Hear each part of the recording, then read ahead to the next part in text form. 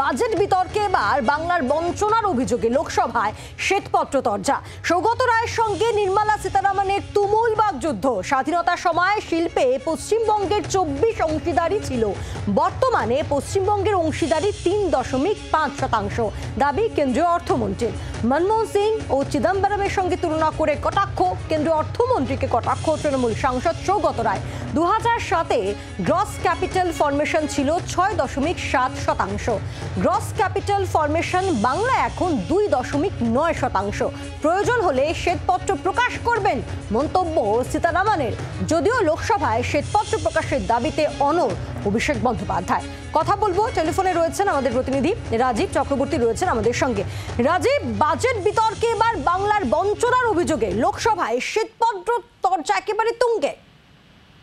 একেবারেই দেখো, বাজেট আলোচনায় আমরা দেখেছি অভিষেক বন্দ্যোপাধ্যায় তিনি অংশ নিয়েছিলেন এবং তিনি বাংলার প্রতি বঞ্চনা করা হয়েছে অভিযোগ করেছিলেন। এবার সেই বাজেট আলোচনার একেবারে শেষ পর্বে জবাবি ভাষণ দিতে গিয়ে কেন্দ্রীয় অর্থমন্ত্রী নির্মলা সীতারামন তিনি যখন ভাষণ দিচ্ছিলেন তিনি কিন্তু বাংলার যে নেতারা বাংলার বঞ্চনার কথা বলেছিলেন এবং শ্বেতপত্র প্রকাশের দাবি জানিয়েছিলেন কেন্দ্রীয় অর্থমন্ত্রীর কাছে, তিনি সেই বিষয়টি তুলে আনেন এবং তিনি একের পর এক বলেন যেভাবে তাকে ব্যক্তিগত আক্রমণ করেছেন সৌগত রায়, তার শিক্ষাগত যোগ্যতা নিয়ে বলা হয়েছে, তার জবাব দেন তিনি। পাশাপাশি তিনি মমতা বন্দ্যোপাধ্যায়ের এক জায়গায় প্রশংসাও করেন। তিনি বলেন যে মমতা বন্দ্যোপাধ্যায় তিনি লড়াকু নেত্রী, তিনি একাধিক উদ্ভাবনী আইডিয়া তিনি দিতে পারেন, তিনি একজন ফাইটার, ভালো একজন মুখ্যমন্ত্রী। সেক্ষেত্রে তিনি তো কলকাতা বিশ্ববিদ্যালয়ের অন্তর্ভুক্ত কলেজে পড়াশোনা করেছেন, তাহলে তিনি কি যোগ্য নন? এরকম অভিযোগ আছে। মূল যে বিষয়টি জায়গায় গিয়ে দাঁড়ায় রাজনৈতিক লড়াইয়ের জায়গা, তা হলো হোয়াইট পেপার প্রকাশ, অর্থাৎ শ্বেতপত্র প্রকাশের দাবি তৃণমূল কংগ্রেসের তরফ থেকে বলা হয়েছিল যে MGNREGA অর্থাৎ মনরেগা প্রকল্প, যেটি 100 দিনের কাজ প্রকল্প, এবং পাশাপাশি প্রধানমন্ত্রী আবাস যোজনা প্রকল্পে, এই দুটি প্রকল্পে তৃণমূলের অভিযোগ যে রাজ্যে যবে থেকে বিজেপি পরাস্ত হয়েছে তবে থেকে পশ্চিমবঙ্গের জন্য 1 টাকাও বরাদ্দ করা হয়নি। এই দাবি তিনি চ্যালেঞ্জ জানিয়েছিলেন যে হোয়াইট পেপার প্রকাশ করা হোক। কেন্দ্রীয় অর্থমন্ত্রী তিনি তার ভাষণে কিন্তু বলেন যে হোয়াইট পেপার আপনারা চাইছেন, আমি হোয়াইট পেপার উল্লেখ করছি। স্বাধীনতার সময় পশ্চিমবঙ্গে শিল্পের অংশীদারিত্ব ছিল 24%, যা বর্তমানে কমে দাঁড়িয়েছে 3.5%। অর্থাৎ এতটাই একেবারে অবনমন হয়েছে শিল্পের। পাশাপাশি 2007 সালে বাংলার গ্রস ক্যাপিটাল ফরমেশন ছিল 6.7%, যা এখন 2.9% এসে দাঁড়িয়েছে। প্রয়োজন হলে আমি এ বিষয়ে শ্বেতপত্র প্রকাশ করব। অর্থমন্ত্রী যখন এই কথা বললেন, তার পরবর্তীতে তৃণমূল কংগ্রেসের লোকসভার সাংসদরা একই দাবিতে, অর্থাৎ তাদের যে পুরনো দাবি শ্বেতপত্র প্রকাশ করতে হবে মনরেগা এবং প্রধানমন্ত্রী আবাস যোজনায়, সেই দুটি প্রকল্পে শ্বেতপত্র প্রকাশের দাবিতে তারা ওয়াকআউট করেন। নেতৃত্বে ছিলেন অভিষেক বন্দ্যোপাধ্যায়। অভিষেক বন্দ্যোপাধ্যায় বাইরে বেরিয়ে বলেন যে তিনি চ্যালেঞ্জ এখনো জানাচ্ছেন, যেভাবে শ্বেতপত্র প্রকাশের দাবি তৃণমূল কংগ্রেসের দাবি কেন্দ্রীয় সরকার এড়িয়ে গিয়েছে, তাতে স্পষ্ট যে কেন্দ্রীয় সরকারের বলার কিছু নেই। কেন্দ্রীয় সরকার শ্বেতপত্র প্রকাশ করুক।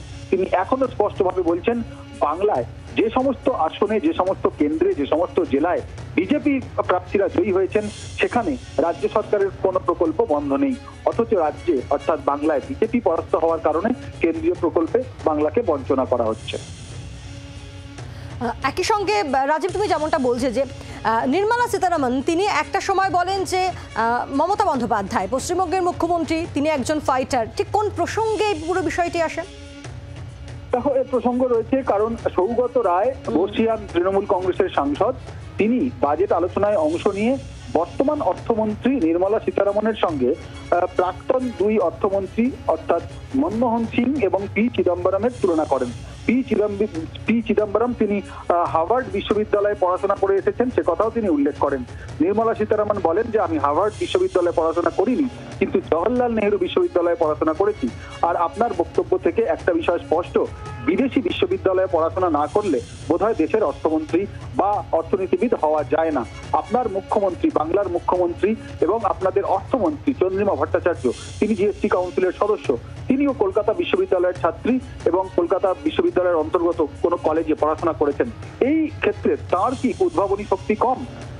মমতা বন্দ্যোপাধ্যায় তিনি একজন ভালো নেত্রী, তিনি ফাইটার, তিনি অগ্রণী ভূমিকা তিনি নেতৃত্ব দেন তার দলে এবং সরকারে, সেক্ষেত্রে তার যোগ্যতা, তার উদ্ভাবনী শক্তি কি কম? এ বিষয়ে কিন্তু প্রশ্ন তোলেন কেন্দ্রীয় অর্থমন্ত্রী। এভাবেই তিনি তৃণমূল কংগ্রেসকে আক্রমণ করেছেন। সঙ্গে থাকো।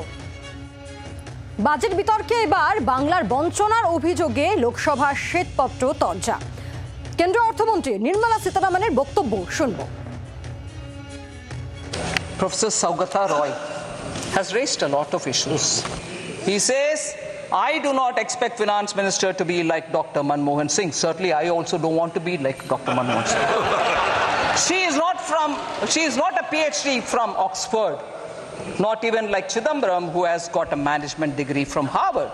She's from our own JNU. But the problem is she's bereft of new ideas. Srimati Chandrima Bhattacharjee, who is the finance minister of Bengal, studied in University of Calcutta. She does wonderful contribution in the GST Council. She is from University of Kolkata.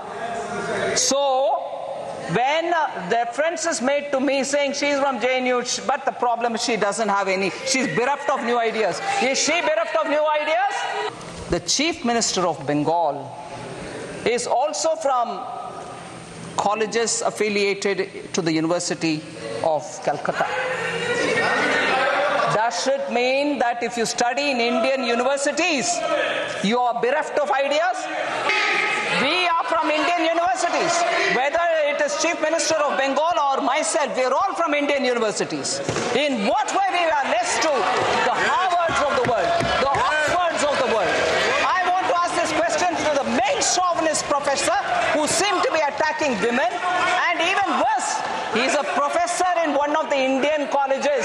He is not teaching in Harvard, he is not teaching in Oxford, so is he also equally not so qualified?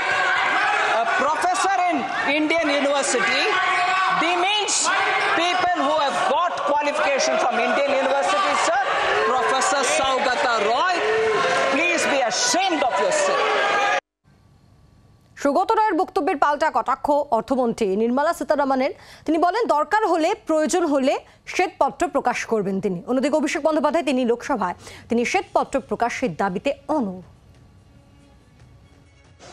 উনি রাজ্যসভায় যেদিনকে budget পরিবেশন করা হয়, তারপর budget লোকসভায় পরিবেশন করার পর যখন রাজ্যসভায় বাজেট টেবিল করা হয়, তখন তিনি বাজেট টেবিল করার পর বলেছিলেন যে 10 বছর ধরে বাংলায় আমরা অনেক হাজার হাজার কোটি টাকা দিয়েছি, কিন্তু বাংলার সরকার সেই টাকাগুলো সঠিকভাবে ব্যবহার করতে পারেনি।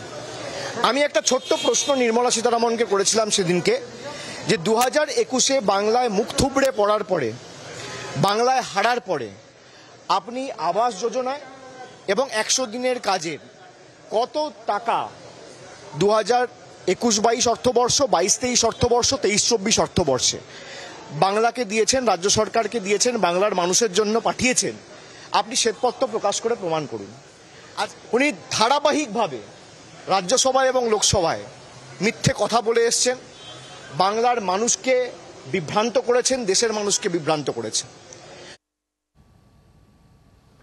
রাজ্যসভার বিজেপির সাংসদ শ্রমিক ভট্টাচার্য, তাঁর বক্তব্য শুনব।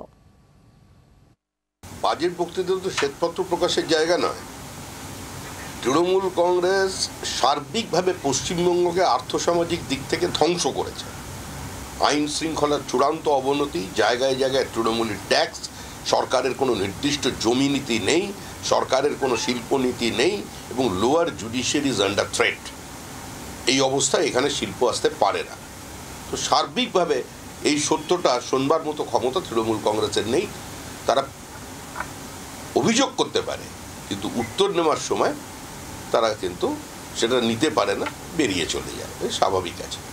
আসলে এই সরকার বলছে যে আমরা টাকা নেব, টাকা নেওয়াটা আমাদের অধিকারের মধ্যে পড়ে, কিন্তু হিসাব দেওয়াটা আমাদের অভ্যাসের মধ্যে পড়ে না। বাংলার আওয়াজ, বাঙালির আবেগ, জি 24 ঘন্টা।